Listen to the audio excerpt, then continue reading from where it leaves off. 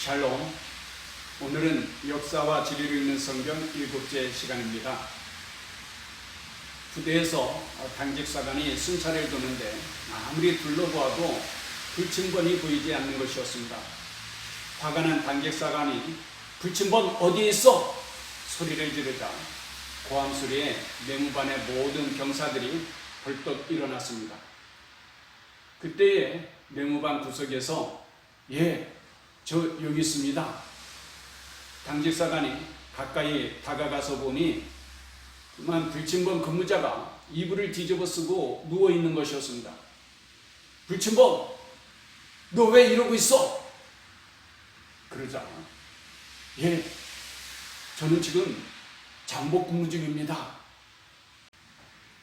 요즘 내로남불이 유행어가 되었습니다. 상대방의 행위는 비판하고 공격하면서도 자기의 행위에 대하여서는 합리화 또는 정당화시키는 것입니다. 법이나 규칙이 자기 마음대로 재해석되면 질서가 무너지고 타락하고 결국은 망할 수밖에 없습니다. 주님은 오히려 내 눈 속에 둘보를 보라고 말씀하십니다. 나에 대해서는 엄격하고 다른 사람에 대하여서는 관용할 줄 알아야 합니다. 지난 시간까지는 구약 성경의 역사적 배경을 살펴보았고, 본래 이 시간부터는 신약 성경의 역사적 배경을 살펴보려고 했는데, 먼저 구약 성경의 지리적 배경부터 간단히 살펴보려고 합니다. 먼저 양해를 구해야 할 것은 스위처가 없기 때문에 컴퓨터의 지도를 선명하게 보여드릴 수 없고, 고대 근동지도 한 장으로 구약 성경의 전체를 설명할 수밖에 없는 것에 대하여서 죄송하게 생각합니다. 성경에 나오는 사건들이 구체적으로 어디에서 일어난 사건인가를 살펴보려면 상세한 지도가 필요하죠. 그리고 각 성경의 내용을 읽으면서 그 사건들이 어디에서 펼쳐진 것인가를 살펴보아야 합니다. 하지만 우리는 숲의 윤곽을 살펴보듯이 구약 성경의 전체적인 지리적 배경만 살펴보려고 합니다. 예를 들어서 출애굽기는 어디에서 시작해서 어디에서 마치고, 또 민수기는 어디에서 시작해서 어디에서 마치게 되는가 할 때에 출애굽기는 애굽의 고센 땅에서 출발하게 되죠. 그래서 광야에서 많은 사건들이 일어나게 되다가 마침내 시내산에 이르게 됩니다. 시내산에서 하나님께서는 성막을 세우도록 명령하십니다. 출애굽기는 여기에서 성막 세우는 것으로 맞춰지게 됩니다. 출애굽기 34장 32절에 그 후에야 온 이스라엘 자손이 가까이 오는지라 모세가 여호와께서 시내산에서 자기에게 이르신 말씀을 다 그들에게 명령하고, 그리고 출애굽기 40장 마지막 16절 이하에 모세가 그같이 행하되 곧 여호와께서 자기에게 명령하신 대로 다 행하였더라. 둘째 해 첫째 달 곧 그 달 초하루에 성막을 세우니라. 그러면서 출애굽기가 맞춰지게 됩니다. 그러니까 여기 시내산에서 성막을 세우게 되죠. 다 세우고 출애굽기는 끝나요. 그러면 그 다음에 레위기는 이 성막에서 어떻게 예배를 드려야 되는지 거기에 대해서 쭉 말씀을 하죠. 그러니까 레위기는 어디에 이동하는 것이 아닙니다. 시내산에서 이루어지는 것이고, 그 다음에 창세기, 출애굽기, 레위기, 민수기 그럴 때에 민수기는 당연히 여기 이제 시내산에서 출발하게 되겠죠. 시내산에서 어디까지 가게 되는가? 거기에서 이제 민수기가 맞춰지게 되는데, 민수기 1장 1절에 여호와께서 시내 광야 회막에서 모세에게 말씀하여 이르시되, 아까 시내산에서 시작되는 거죠. 그리고 이제 마지막 민수기 36장 13절에는 이는 여리고 맞은편 요단가 모압 평지에서 여호와께서 모세를 통하여 이스라엘 자손에게 명령하신 계명과 규례니라. 그러면서 맞춰지게 됩니다. 그러니까 민수기는 시내산에서 출발해서 어디까지 갑니까? 가나안 땅 앞까지, 그러니까 요단강 맞은편 모압 평지까지 이르게 되는 것으로 민수기가 마쳐지게 되는 것이죠.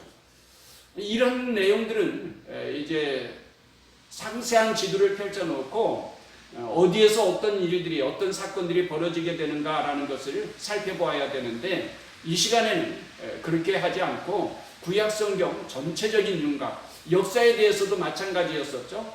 전체적인 윤곽만 살펴보았듯이 지리도 지형도 전체적인 윤곽만 살펴보려고 합니다.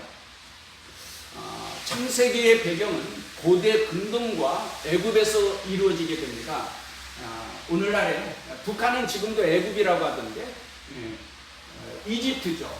이집트는 뭐 간단하니까 설명드릴 거 없을 것 같고, 이제 고대 근동가라면 메소포타미아, 그러니까 유프라테스 강과 티그리스 강을 끼고 있는 그런 지역이죠. 메소포타미아라는 뜻이 바로 메소, 비틴이라는 거거든요. 포타미아, 구강. 그러니까 유프라테스 강과 티그리스 강, 그 주변 지역을 메소포타미아라 그렇게 일컫습니다. 그러면은 성경에서 이 메소포타미아 지형이 어디에 나오는가 그러면은 먼저 메소포타미아의 하부 지역입니다. 하부 지역은 이제 시날 땅이라 그러는데, 창세기 10장 바벨탑 사건이 이루어지는 것이 바로 시날 땅이죠. 시날 땅을 반으로 나누어서 오른쪽은 갈대아라 그럽니다. 갈대아의 수도가 바로 우르죠. 그러니까 아브라함의 아버지 데라 때에 갈대아 우르에서 살았던 것입니다.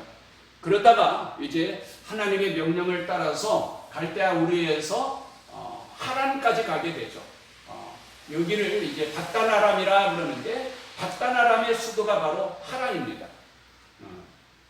그래 하부 지역이 있고 그 다음에 중부 지역이 있죠. 메소포타미아의 중부 지역. 이 중부 지역에 가장 유명한 그 도시라고 한다고 그러면 바로 니누에겠죠. 이제 여기에서 아수르가 아시리아라고 그러죠. 수도가 이제 아수르에서 마지막 멸망할 때는 니누에로 이전하게 됩니다. 성경에 보면은 하부 지역, 중부 지역, 상부 지역 이렇게 나오게 되죠. 그 아브라함의 아버지 데라가 바로 이 하란 지역에까지 이사 왔다가 죽어요. 그러니까 창세기 12장에 하나님께서 아브라함을 부를 때는 사실 우르에서 부른 것이 아니라 하란에서 부른 거죠. 그리고 하란은 나중에 이제 아브라함이 아들 이삭의 아내를 찾을 때에 종을 하란 땅에 보내서 아내를 찾도록 그렇게 하는 내용이 나오고, 그 다음에 이삭도 야곱에게 하란에서, 그러니까 라반의 딸 중에서 아내를 맞이하라고 그렇게 말씀을 합니다. 하나님은 아브라함을 불러서 가나안 땅으로 인도하는데, 이 가나안 땅은 지중해 동해연안의 지역을 가나안 땅이라 그럽니다. 전문 용어로는 레반트라 그러는데, 왜 하나님은 아브라함을 불러서 이 가나안 땅으로 인도하시고 가나안 땅을 너와 내 자손에게 영원토록 기업으로 주겠다라고 약속하셨는가? 가나안 땅은 어떤 지역인가? 그럴 때에 이 가나안 땅은 이 모든 제국들이 호시탐탐 노리는 지역입니다. 왜냐하면 이 이집트가 번창하게 되면은 영토를 확장할 때에 북쪽으로 올라가야 되잖아요. 그러면 북쪽으로 올라가는데 길목에 위치한 것이 가나안 땅이에요. 또 북쪽에 있는 제국들도 번창하면서 영토를 확장하게 되면은 이집트를 누리게 되는데, 이집트를 가기 위해서는 또 이 가나안 땅을 거쳐서 가게 됩니다. 이 가나안 땅은 아프리카와 아시아와 유럽을 잇는 길목에 위치해 있습니다.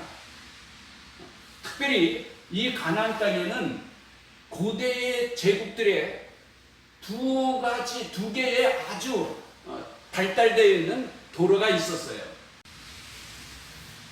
고대 제국들이 이 두 개의 국제도로를 많이 이용을 합니다. 해변을 따라서 만들어진 이 해변길은 비교적 길이 평탄하죠. 그래서 병거들이 많이 사용하는, 전쟁할 때마다 사용하게 되는 그런 도로이고요. 그리고 동부 산악 지역을 따라서 만들어진 킹스 하이웨이, 왕해대로는 산길이기 때문에 주로 낙타를 이용하여서 상인들이 무역할 때에 많이 사용하게 되는 그런 도로입니다. 그런데 이 두 도로가 만나는 무기또라는 지역이 있어요. 이 무기또는 바로 해변길을 통하여서 또 왕해대로와 이어지게 되는 그런 아주 중요한 길목이죠. 그래서 이 무기또는 애굽에서 북쪽으로 올라갈 때에도 무기또를 거치게 되고요. 북쪽에 있는 제국들이 남쪽으로 세력을 확장할 때에도 무기또를 거치게 되고, 무기또에서 전쟁이 많이 일어나게 돼요. 성경을 보면은. 그리고 이 무기또를 헬라어나 라틴어로 음역을 번역할 때에 아마겟돈, 바로 이제 여기 무기또인데, 그래 많은 사람들은 마지막 인류의 전쟁이 아마겟돈에서 실제로 무기또에서 일어나게 될 것이라고 믿는 사람들도 많이 있습니다. 하나님은 하나님의 백성을 세계의 가장 중심지라고 할 수 있는 가나안 땅으로 인도하신 것입니다. 그러니까 하나님은 하나님의 백성 또는 교회를 세상을 떠난, 세속을 떠난 어떤 산속에서 돌을 닦는다거나 그렇게 부르신 것이 아니라 세상의 빛과 소금으로서 세상 가운데서 하나님의 말씀을 선포하며 모든 인류를 구원하도록 하는 그런 사명을 가지고, 그래서 아브라함을 통하여서 모든 민족이, 열방이 교회를 통하여서 세상의 모든 사람들이 다 구원받을 수 있도록 하나님의 은혜와 축복을 누릴 수 있도록 그렇게 부르셨다는 것입니다. 또 한 가지, 가나안 땅을 일컬어서 흔히 젖과 꿀이 흐르는 땅이라고 말을 합니다. 그런데 불신자들이 여기 가나안 땅에 가서 보면은요, 대부분 다 실망할 수밖에 없고, 야, 하나님께서 어떻게 저 땅을 젖과 꿀이 흐르는 땅이라고 말을 하냐, 이건 완전히 사기친 것이다, 그렇게 말할 수밖에 없는 그러한 지역입니다. 왜냐하면 이 가나안 땅은요, 아주 작은 땅 아닙니까? 우리나라 강원도 정도 되는 그런 아주 작은 땅인데, 그 작은 땅에 광야도 있고요, 유대 광야, 또 사막도 있어요, 네게브 사막, 거기에다가 또 사해도 있죠. 그리고 또 서부 산악지대, 그리고 아까 킹스 하이웨이 말했던 동부 산악지대도 있고요. 또 그 가운데는 중앙 대협곡도 있고요. 무슨 거기가 젖과 꿀이 흐르는 땅이 될 수 있어요? 농사 지을 수 없어요. 그런데 왜 하나님은 이 가나안 땅을 젖과 꿀이 흐르는 땅이라고 말씀하셨는가? 오히려 젖과 꿀이 흐르는 땅이라고 말한다고 하면 우리가 잘 아는 대로 이 애굽의 나일강 하류에 있는 델타라고 그러죠. 삼각주가 바로 젖과 꿀이 흐르는 땅이라고 말해야 될 거예요. 왜냐하면 여기는 아주 비옥한 땅입니다.